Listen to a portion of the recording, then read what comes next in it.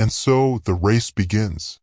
The two of them run down without even a flicker of hesitation, without any thought or pause. There are others in this race, behind them, in front of them. Actually, the others are all around them, everywhere. The world is made of them today, but only the two of them matter in this race.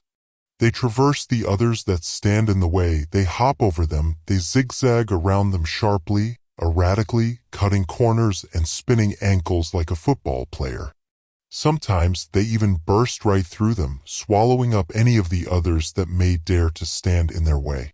The left one breaks away and descends harshly by catching a streak of luck and coming across no obstacles in this particular stretch. Then it hits something of a wall. The right racer witnesses the crash, senses an opportunity, and carves open a fresh bout of focus. It powers down steadily and weaves in and out of all the obstacles that wish it to fail. Unfazed is the one on the right, and it coolly swerves past the one on the left, which still remains stationary and unable to move, and continue down the track. The right chugs on home and sings celebrations as it flies to the end, crashing into the silicone finish line in a suicidal explosion. Nora Ashmore watched the two raindrops race down the window out of sheer boredom.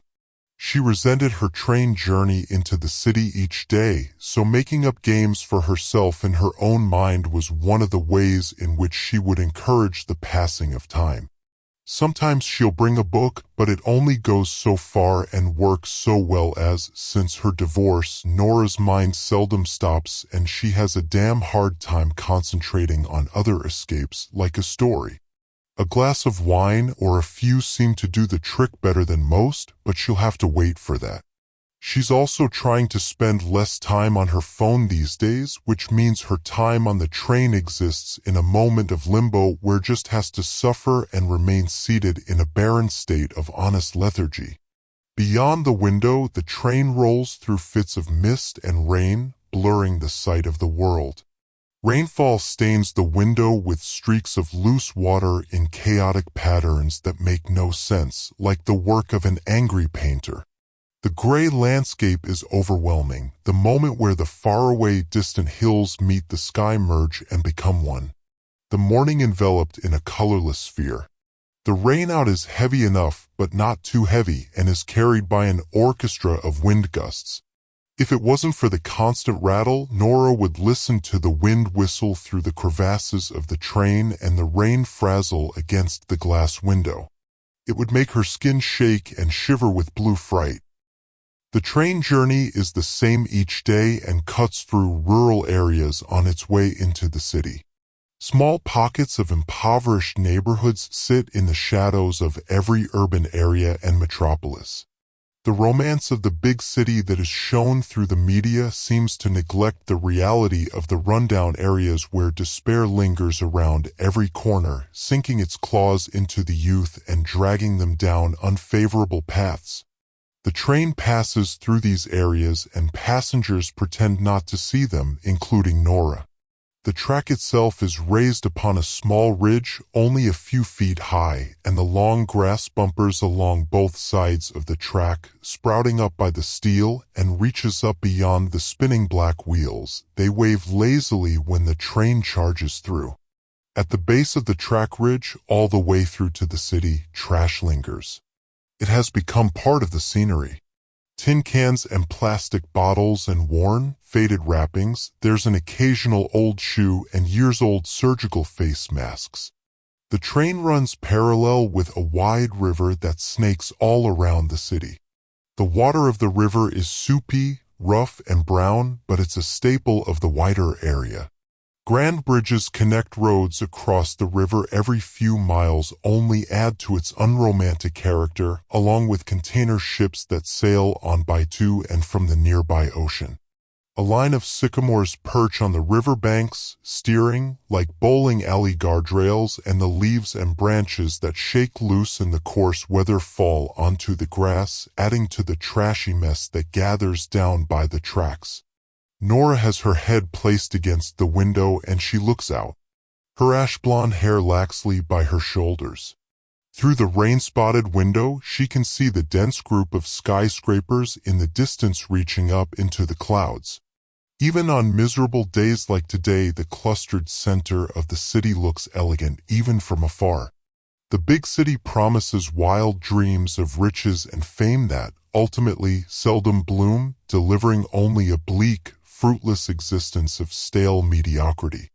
Nora turns on her headphones and looks down by the tracks that fly by. The humming of the train makes her eyes heavy. She watches the water of the river flow with small white and brown waves when they fold and crash gently into the bank where the sycamores loom. There are parties of dense bushes and shrubs that congregate at the base of the trees by the sides of the river. It's a wet mess of green, brown, and maroon nature, and the look of them makes Nora bask in her warmth. For once, she is thankful to be on the train. On the other side of the train lay parts of the outer city she had learned to ignore. Denial was easier. But then something changed. A familiar pig squeal aired out from the tracks, the train stopping. The locomotive doesn't always stop here. Nora wishes it wouldn't stop at all. She can't help but feel uneasy in this area. Her soft, pretty hands turn clammy and her palms reluctantly welcome a layer of sticky sweat. Nora's breathing cranked up a notch, which paired with a slim twist in her gut. A gentle feeling of doom descended. Nora turned off the music from her earphones.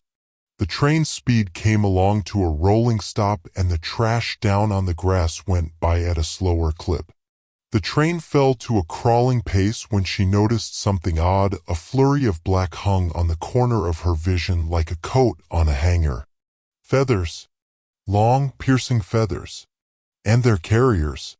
A wake of vultures perched coldly in the sycamores. They hopped in smooth arcs on the ground and flexed their wide, dusky wings, paying hungry attention to something that lay in the bushes.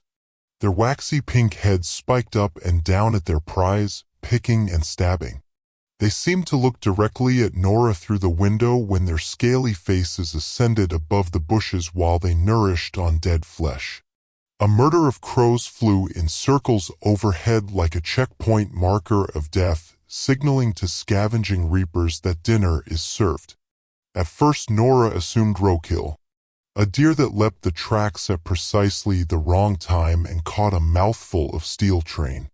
No, there's not many deer in areas like this, and not many wooded areas either. A wild rabbit, possibly? Still no. There are too many birds for a rabbit or any other verminous mammal. She couldn't see the animal due to its position in the bushes. It seemed unlikely that an animal falls down naturally here by the riverbank too. The train carried on rolling ever slower, and then she saw it, a wash of something milky sticking out. A hand. White, small, dirty. Lifeless, with pretty pink nails on curled fingers. Peering solely on the grass out of one of the bushes. The arm it's attached to and the rest of the body unseen, hidden by the greenery.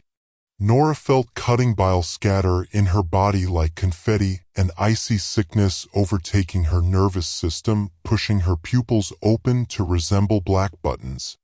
She daren't look away even if it was her greatest desire. A spoiled calamity nailed her to her seat.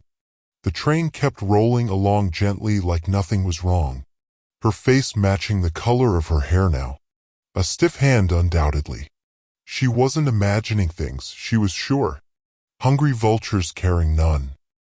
Nora was unsure if the next thing she saw was real though, because as the train rolled on by, her gaze tore away from the horror of a cold human hand on the ground and further along the riverbank, stood by the bushes under the sycamores, watching, was a silhouette.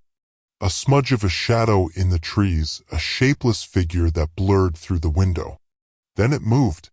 The figure then came to, and the imaged pieces fell right into place, and the eyes she found were already staring at her. A tall, slender man in a long black trench coat. His face was mostly hidden by shadows, and by the time Nora's eyes had found his worn, brown shoes, climbed their way up gray and black cargo pants, molested his torso and black coat, and met his sharked face, the dirty yellow eyes were already upon hers. They were mean, mean eyes. Even through the rain-whipped window, the sight of this villain seemed so clear, and poor Nora could see so vividly the scarring on his wrinkled face. The narrow, vertical pupils baked into the canvas of his sinful eyes, the look of midnight prison lights. They pierced through everything, penetrating poor Nora's soul like a bullet. He was probably 6 or 7 yards from the body, and until the train pulled up, he must have been simply watching the birds feast. Nora's pink lips trembled as she tried to scream, but couldn't. The man read her mind. As their eyes met through the window, the train crawled on by, and with him almost out of sight, he gave a wide grin, too wide, and placed his pointed index finger upon his lips. Shoo! Then he was gone and out of sight. The train passed on. She looked at the passing bushes and the trash on the ground. The trees and the roaring water of the river and the birds and the wicked wind and the raucous rain moving yet staying the same like a zoetrope. She pulled out her phone. 0 signal. The next few seconds felt like hours lost in a maze. The train coach was empty, Nora always electing to sit in the rear coaches for this very reason. Now she longed for company to help catch her sanity. She stood from her seat, needing help to alert someone. There's a dead body. And the lingering smell of musky leather came clear at the forefront of her senses, the smell of old train carriages with the walls and windows and roof closing in. Her vision spun like plates, and either the rain outside fell harder or her hearing isolated in her brain and the sounds became ultra-clear. Nora was nauseated with disbelief. They don't mention bodies being snacked on by black birds of prey in the papers. In a flash, Nora crashed back in her seat. She searched her flailing mind for any slither of explanation to hang her discovery upon. She wished it to be another cruel trick of the rain and shadows, but no. Too real. The way he looked right at her and shushed coldly was nightmarish. His smile was a fiend, too many teeth, shallow yet sharp. The eye of a cobra glowing through mist. The screams of the metal wheels unhasting. The pretty pink nails, something about their curled nature, and the stiffness in the rain screams violence. Who knows what fury they witnessed? The train eventually fell to a stop. It must have taken half a mile of slowing down to reach stillness. More than often the journey into the city would plow right on through this area, with stops at these locations being scarce, usually for good reason. Looking across the carriage and out of the other window, Nora sees old houses caged with rusted chain-linked fences. Some of the houses have small, wooden porches. The centipede grass of the brief gardens are overwhelmed by beige, green, and brown. Old children's toys and playhouses stand lonely in the rain, long since forgotten, neglected, and replaced by less favorable behaviors. Pink tricycles hugged by mold and moss. Nora wonders if the girls with pink nails rode a bike or played in these gardens. A young girl from this area would be an easy target, and a man from a broken neighborhood would be an easy suspect. The track ahead goes through a narrow underpass riddled with overlapping graffiti which keeps unbothered by rain. Gang signs and phrases best left unsaid, names and insults. Histories of hooded characters in an upbringing of despair. The barks of dogs with visible ribs almost bursting from their coats echo through the air. Nora Ashmore grew up comfortable, relatively speaking, with an imperfect yet unbroken family. She always had birthdays to celebrate and always had gifts to open on Christmas morning.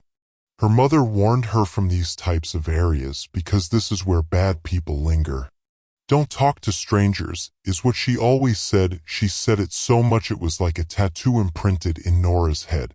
Nora was raised to look down on communities with less and to swerve clear. She wasn't to play with other girls and certainly wasn't to speak to boys from here, because it's dangerous and dirty and illiterate.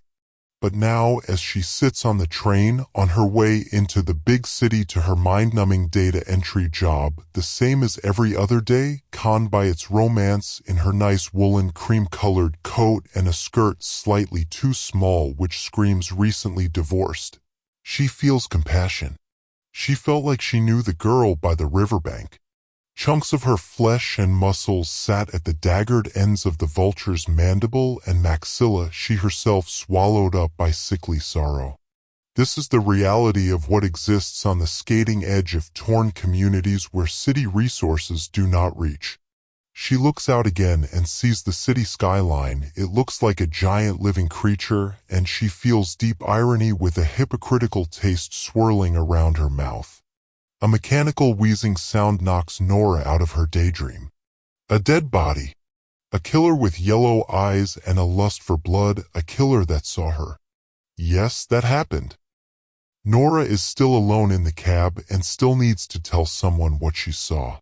There's no signal on her phone still, and it doesn't look to pick up just yet as the train winds up heavily and begins rolling out through tunnels and miserable underpasses.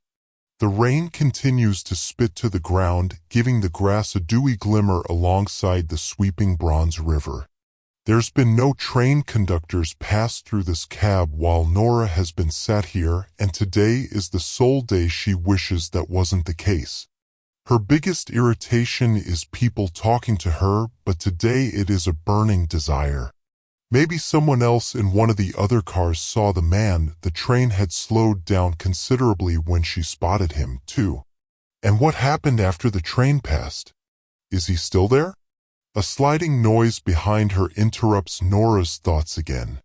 It's the sound of the door that connects each compartment, and she breathes a brisk sigh of relief. Her phone is pulled out again, no signal still. Footsteps approach. Slow, eerily heavy footsteps. Odd, but the coach shakes slightly when it's in motion, hence the slower steps. A conductor or another passenger, either are welcome. Sounds of heavy breaths pump her heart, and Nora feels a heavy discomfort, a quality of airy pain. She goes to flick her head over her shoulder to check when, all at once, a fresh layer of horror blankets her. Disbelief burrowing beyond bedrock. A tall, heavy-boned man with a long black trench coat walks around into her line of sight. The smell is foul. It's an industrial rot that sticks to the roof of her fear-dried mouth, and Nora Ashmore's breath catches in the trapdoor of the throat in her final times.